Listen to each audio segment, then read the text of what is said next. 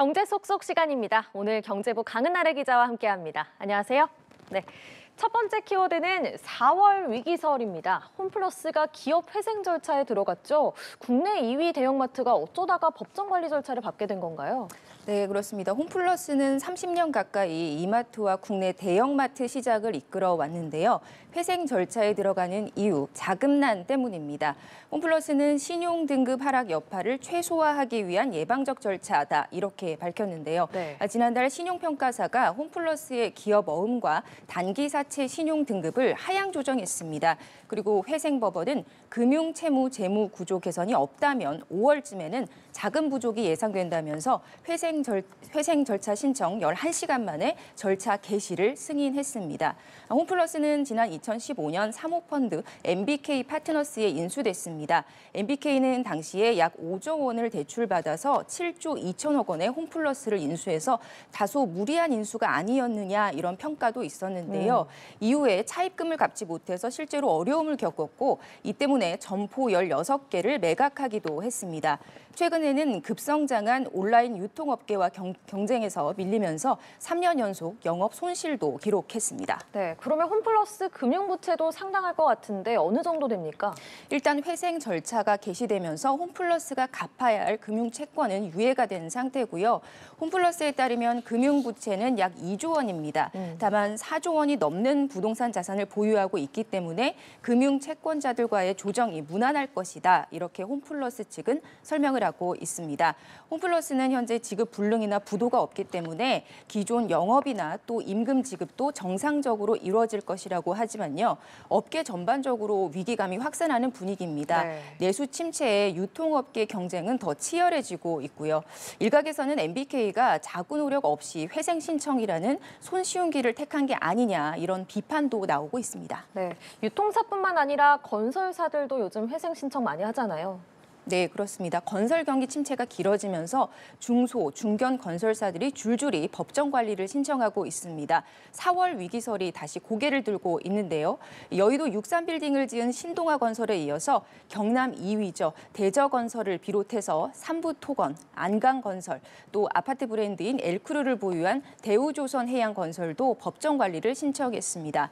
건설사들이 유동성 확보에 나서고는 있지만 미분양 증가 등 악재가 끊이지 않기 때문에 앞으로 전망은 어둡습니다. 네, 경기 불황이 길어지면서 산업 전반에 좀 어려움이 커지고 있는 것 같습니다.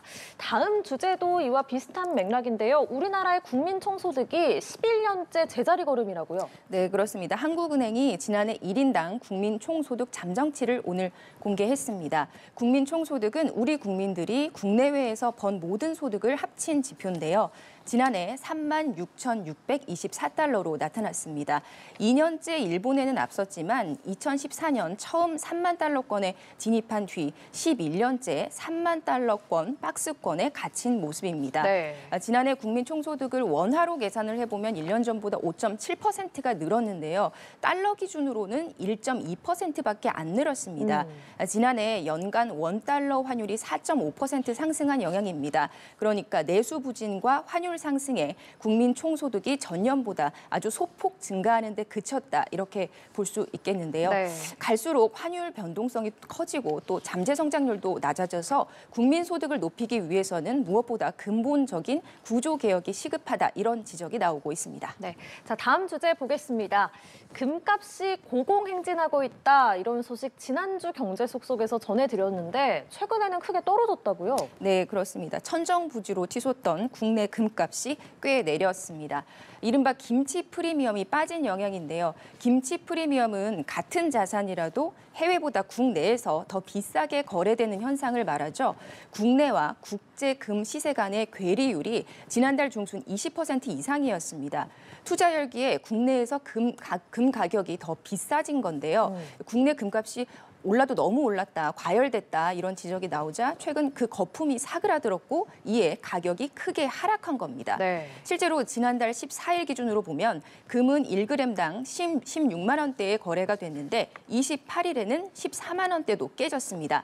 15%가량 떨어진 건데 같은 기간 국제 금값은 보시는 것처럼 1%만 하락했습니다. 네. 많은 증권사들이 현재 국내외 금값의 차이, 괴리율 정보를 제공하지 않고 있어서 괴리율 대류율을 키우고 또 금값, 김치 프리미엄도 부추긴다 이런 지적이 나오고 있습니다. 네, 그렇군요. 요즘 경제 불확실성이 높다 보니까 안전자산인 금 투자에 관심 갖는 분들 많으신데 투자는 늘 신중하게 해야겠습니다. 다음 주제 보겠습니다. 요즘에 오징어 한 마리 사려면은 돈 10,000원 줘야 된다고요. 네, 그렇습니다. 이상기온 때문인데요. 이상기온의 어획량이 줄면서 수산물 가격이 크게 뛰고 있습니다. PC 인플레이션, 줄여서 PC플레이션이다 이런 말까지 나옵니다. 지난해 한국 바다의 연평균 수온이 최근 57년 내 가장 높았고 이에 오징어 어획량도 전년보다 40% 넘게 줄었다고 합니다.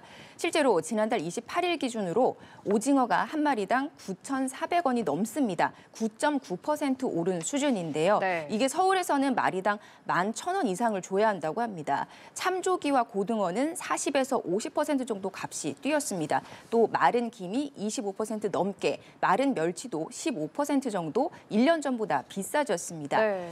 장바구니 물가 걱정이 이렇게 커지고 있는데요. 정부는 이런 PC플레이션에 대응을 해서 수온이 너무 따뜻한 해역에 있는 양식장 이전을 좀 지원을 하고요. 수온 변화에 강한 품종을 보급하는 방안도 추진을 하고 있습니다. 또 단기적으로는 수산물 할인 지원 정책도 펴고 있습니다. 네, 소비자들뿐만 아니라 어민들의 시름도 깊은데 이 이상 기온을 막을 뾰족할 대책이 없다는 게 참 문제네요. 오늘도 흥미로운 경제 얘기 잘 들었습니다. 지금까지 경제부 강은나래 기자와 함께했습니다. 고맙습니다.